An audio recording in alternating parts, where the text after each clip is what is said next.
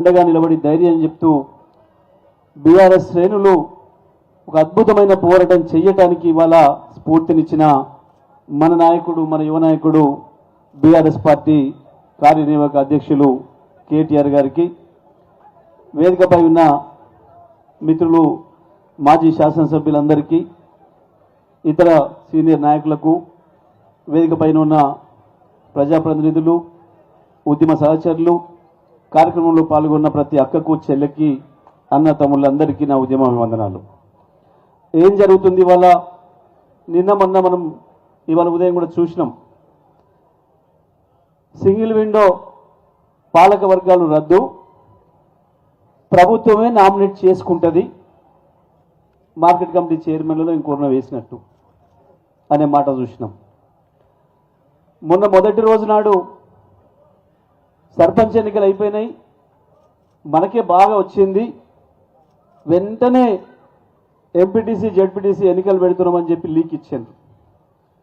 తెల్లారి మర్నాడు కూర్చొని లెక్కలు వేసుకుంటే మొదటికే మోసం వచ్చింది.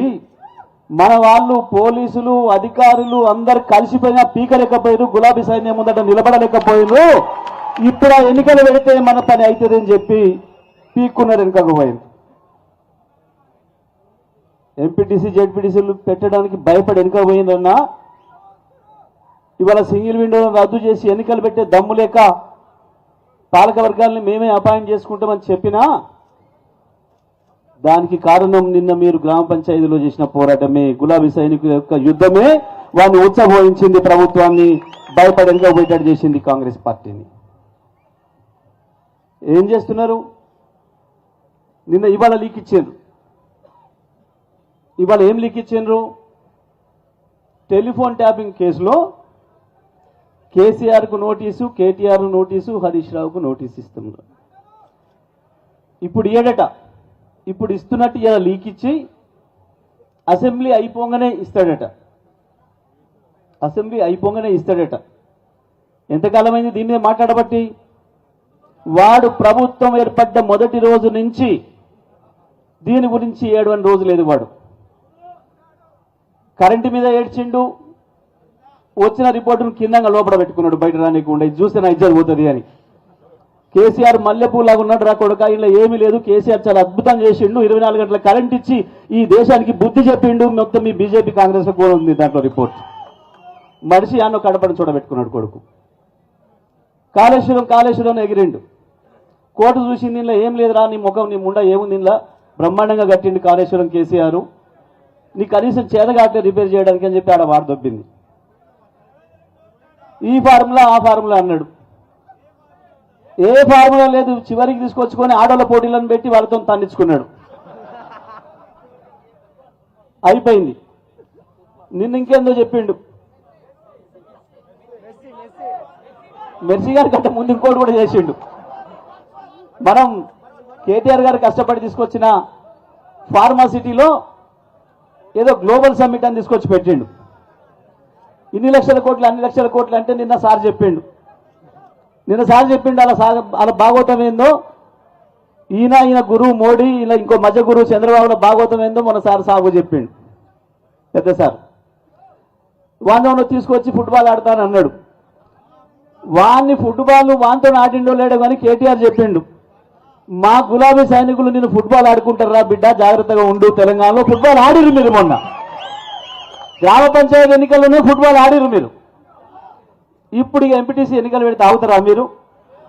అట్లా కేసీఆర్ ఫోటో ఉండే, కేసీఆర్ ఇచ్చిన కారు గుర్తుండే, ఇక ఆగుతుందా సమాజం? తెలంగాణ ఎట్లెట్లా ఎగిరి అంతనో వాడిని వెంబడి తెచ్చుకున్న మెస్సీ గారిని ఇద్దరిని అవుట్ చేసి మంచి బ్రహ్మాండమైన గోల్ కొడుతుంది బీఆర్ఎస్ పార్టీ అనే సంగతి వాడికి ఎరికే.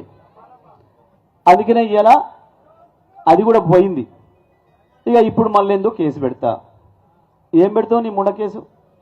కేసు పెడితే మా ఊర్లో కార్యకర్తలే భయపడలే, మా బగ్గమతలు కూడా కార్యకర్తలు భయపడలే, మా ఎల్లమ్మ కూడా కార్యకర్తలు భయపడలే. నువ్వు కేసు పెడతానంటే కేసీఆర్, కేటీఆర్, హరీష్ పోయి దాచుకుంటారా నన్న? నీ ముండ 2 ఏళ్ళ నుంచి ఏడ్స్తూనే ఉంటుంది. దేనికి మాట్లాడుతున్నాడు?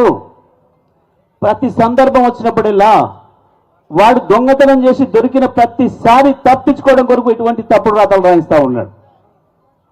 ప్రతి సందర్భంలో ఒక ఎన్నిక రాగానే ఒక లీకేజ్, కేసీఆర్ ఒక సభ పెట్టి బయటకు వచ్చిందంటే ఒక లీకేజ్, దీని మీద ఇదేసినా దాని మీద అదేసినా. కేసులకు ఎవరు భయపడతారు? నల్గొండ జిల్లాలో 100 గ్రామాల్లో పెట్టిన కేసులు. ఆ ఉత్తమ్ కుమార్ రెడ్డి సిగ్గు తప్పి ఓడిపోయిన తర్వాత కూడా కేసులు పెడుతున్నాడు రోజు, నిన్న ఇవాళ పాపం. అక్కడ మన కార్యకర్తలు అందరూ వచ్చింది నా దగ్గరికి నిన్న మొన్న రోజు వాళ్ళే వస్తున్నారు పాపం. సార్ మా ఊళ్ళో 50 మందిని రోజు పోలీస్ స్టేషన్ రమ్మంటున్నారు, మా ఊళ్ళో 20 మందిని రమ్మంటున్నారు, గెలిచిన సర్పంచ్ను వార్డు మెంబర్లను కూడా పోలీస్ స్టేషన్కి వచ్చి కూర్చుకోవాలనుకుంటున్నారు. నేను ఒకటే చెప్పిన, మీరు బాధపడొద్దు, మీరు గర్వపడాలి, సంతోషపడాలి. రోజు యానోక అనేది కూర్చుంటావు కదా, ఇది ఇంటికాడ కూర్చుంటావు, లేకపోతే హుజూర్నగర్ పోతావు, అదేందా పోలీస్ స్టేషన్ పోయి కూర్చుంటారు, అది పోయిందేంది? పిలువ కొడక ఇంకా 50 మందిని కూడా చెప్పి పట్టుకొస్తాం, అందరినీ ఊరందరూ వచ్చి కూర్చుంటామని చెప్పు. వాడివికి ఏదేందిగా తెలవడానికి తెడ్డలింగం, వాడివికి ఏదేంది? భయపెడతాం ఆ కేసులకు? మరి మనమే భయపెడతాం కేసులకు. గింత అనుభవం చూసి వచ్చిన కేసీఆర్ కేటీఆర్ భయపడతారా? ఏం జరిగింది? ఏం చెప్పిండు సారు? ఏం మాట్లాడుకోవాలి మనం ఇవాళ? నిన్నటి దానికి ఒక లెక్క బిడ్డ, రేపటి నుంచి ఇంకొక లెక్క. నిన్నటి దానికి ఒక లెక్క, రేపటి నుంచి ఇంకొక లెక్క. గది చేస్తారు. ఎన్నికలు వెళితే తోలు తీస్తారనే దానికి కొడుకులు తప్పుదారులు పోతున్నారు. ఎన్నికలు వెళితే తోలు తీస్తారని తెలుసు మీరు, అందుకనే తప్పించుకొని మేము అపాయింట్మెంట్లు చేసుకుంటాం, ఇంకోటి చేసుకుంటాం. నిజమే, దేనికి వచ్చిండు కేసీఆర్? ఏమన్నాడు? మీరు నన్ను తిట్టినా 2 ఏళ్ళ నుంచి నేనేమని బాధపడలే, మీరు నా సావును కోరినా నేను బాధపడలే, కానీ నా తెలంగాణ రైతుల ఉసురు తీస్తా అంటే మాత్రం మీ తోలు తీస్తా అని చెప్పాడు కేసీఆర్. నన్ను తిట్టినందుకు తోలు తీస్తా అనిలే, తెలంగాణ రైతుల ఉసురు తీస్తే మీ తోలు తీస్తా అని చెప్పాడు కేసీఆర్. బతుకుండగా తెలంగాణకు ఎవడు చిన్న నష్టం చేసినా, చీమ కుట్టినంత హాని కల్పించినా ఊరుకునేది లేదు అనే మాట చెప్పిండు కేసీఆర్. అవును, వస్తున్నాడు రేపు బ్రహ్మాండంగా. నల్గొండ జిల్లా నుంచి యుద్ధం ప్రారంభం చేయబోతున్నాం. డిండి పూర్తి చేయాలి, పాలమూరు డిండి పూర్తి చేయాలి. దానికి కేసీఆర్ వస్తాడు. కృష్ణ మీద కూడా నిద్రపోయి అవతల చంద్రబాబు కృష్ణ నీళ్ళని దోసుకపోతుంటే, నాగార్జున సాగర్ తీసుకుపోయి కేంద్రం చేతిలో పెత్తనం పెట్టుకుంటే మనం మాట్లాడి తీసుకుపోతున్నాడు రా, సోయలేదు, మీరు లెక్కలు పంచుకునే దగ్గర ఉన్నారు, మీ కమిషన్ల సోయిలో మీరున్నారు, నీళ్ళటు పోతున్నాయి, కృష్ణను దోసుకపోతున్నాడు వాడు అని చెప్తే మొట్టమొదటి కుక్కలు వరినట్టు వదిలిండ్రు. కేసీఆర్ వచ్చి నల్లగొండలో 1,00,000 మంది సభ పెట్టి గర్జన చేస్తే తెల్లారి ఉచ్చబోసుకొని అసెంబ్లీలో తీర్మానం పెట్టింది ఏకగ్రీవంగా, మేము కృష్ణనదిని ఇయ్యం, మేము నాగార్జున సాగర్ని ఇయ్యమని మాట్లాడింది. ఇవాళ కూడా మళ్ళీ బనకచెర్ల విషయంలో అదే చేసిండ్రు. బనకచెర్ల ఎక్కడుందో ముఖ్యమంత్రి తెలియదు, నీళ్ళ మంత్రికి తెలియదు. అది ఏ ఊర్లో ఉంది అని వాడిని అడుగుతున్నాడు అక్కడ కూర్చున్నాను. నీళ్ళ వాటర్ ఆ పాపం మనకేమరి కాయింది. ఇప్పుడు అంత ఆగమాగం అయినోడేట జర పగలు అయినోడేట వదిలేద్దామయ్యా, నేను బేచాన అయినోడేట ఎందుకో పాపం. ఇవాళ ఏదైతే కృష్ణానది మీద మళ్ళీ ద్రోహం చేసే ప్రయత్నం చేస్తున్నాడో ఈ ముఖ్యమంత్రి, ఆయన కింది గురువు చంద్రబాబు, పై గురువు మోడీ, ముగ్గురు కలిసి చేసిన ద్రోహానికి వ్యతిరేకంగా తప్పకుండా మిమ్మల్ని ప్రజల్లో నిలబెడతా అని చెప్పి కేసీఆర్ బయటికి రాగానే ఇవాళ ఏదో దొంగలీకులు ఇచ్చి ఈ కేసులు పెడతాం, ఆ కేసులు పెడతాం. మేము ఒకటే మాట చెప్తున్నాం, నువ్వు కేసీఆర్ను, కేటీఆర్ను, ఇంకోరినో జైల్లో పెడతాను అనుకున్నా, జైలునే కాదు మాకు కనపడకుండా తీసుకుపోయి నువ్వు ఆకాశంలో ఎక్కడ దాచిపెట్టినా ప్రతి ఊరికి ప్రతి ఒక్క గులాబీ సైనికుడు కేసీఆరే అవుతాడు, మీ పంతం పడతాడు, మీ అంతం చూస్తారు తప్ప మిమ్మల్ని వదిలిపెట్టేది ఉండదు. కేసులకు భయపడిపోయేటోళ్ళం కాదు, కేసులు అంటేనే ఇష్టం, ఎదుర్కొని వచ్చిన వాళ్ళం ప్రతి ఒక్కరం కూడా ఈ ఊకదంపుడు ఉపన్యాసాలు, తొండ బెదిరింపులతోని బీఆర్ఎస్ పార్టీ సైనికుల్ని భయపెట్టలేరనే విషయాన్ని రుజువు చేసి మొన్న గెలిచిన వాళ్ళకంటే ఓడిపోయిన వాళ్ళకే నేను అభినందనలు ఎక్కువ తెలియజేస్తా ఉన్నా. ఓడిపోయిన వాళ్ళు మళ్ళీ సిద్ధంగా ఉన్నారు, మళ్ళీ ఏం ఎన్నికలు వస్తాయి మళ్ళీ మేము దొరుకుదామని చెప్పి సిద్ధంగా ఉన్నందుకు ఓడిపోయిన వాళ్ళందరికీ కూడా 2 సార్లు అభినందనలు చెప్తూ, గెలిచిన మిత్రులందరికీ కూడా అభినందనలు చెప్తా ఉన్నా. మీకు ఇంకోటి కూడా ప్రలోభాలు మొదలైనాయి, మీకు ఏదో ఇది ఇస్తాం అది ఇస్తాం, మీరు రండి అని చెప్పి పిలుస్తున్నారు. పిలిస్తే పోయిన వాళ్ళు ఆగమైపోతారు. మీరు ఎమ్మెల్యే సర్పంచులు పక్కన పెట్టి పోయిన ఎమ్మెల్యేల పని ఏమైంది? వాడు తిని ఎరిగినట్టు తీసి బయట వేసిండు. ఇవాళ వాడు ఏమంటున్నాడు? కార్డియన్స్ ఏంటోడు కూడా సిగ్గు తప్పి నేను బీఆర్ఎస్లనే ఉన్నా. అరే నిన్ను వదిలేసిన పోయి నీకు విడాకులు ఇచ్చిన వెళ్ళిపోరా అంటే వచ్చి ఇంటి ముందర కూర్చోనట్టు నేను నీతోనే సంసారం చేస్తా, సిగ్గుండాలి కదా కొంచెమన్నా. తినేరికి పారేసినట్టు వాళ్ళని ఎమ్మెల్యేనే వారేసిండు. ఎవ్వడు ఒక్క రూపాయి తీసుకురాలి నియోజకవర్గానికి. పోయిన ప్రతి ఒక్కడు మా నియోజకవర్గ అభివృద్ధి కొరకు పోతున్నాను మాట్లాడి మీరు అందరూ చూసిండ్రు. ఒక్కడంటే ఒక రూపాయి నియోజకవర్గానికి తెచ్చినోడు లేడు. మరి గా ఎమ్మెల్యేలకే ఇయ్యలేదు నియోజకవర్గానికి, ఇక సర్పంచ్లకు ఇస్తాడు వాడు పీకి. అలా పోయిన వాళ్ళు ఆగమైపోడు తప్ప ఎటు కాకుండా అవుతారు తప్ప, ఇప్పుడు వాళ్ళు అయినట్టు ఆది కాకుండా మొగోడు కాకుండా ఏ పార్టీలో ఉన్నా నాకే తెలుస్తలేదని ఒకడు, నేను ఇంకా కేసీఆర్ దగ్గరనే సంసారం చేస్తాను ఒకడు, ఇటువంటి మాటలు మాట్లాడుతున్నారు. ఆగమైపోయినారు వాళ్ళే, ఎవరు కూడా ఆగమయ్యే పని లేదు.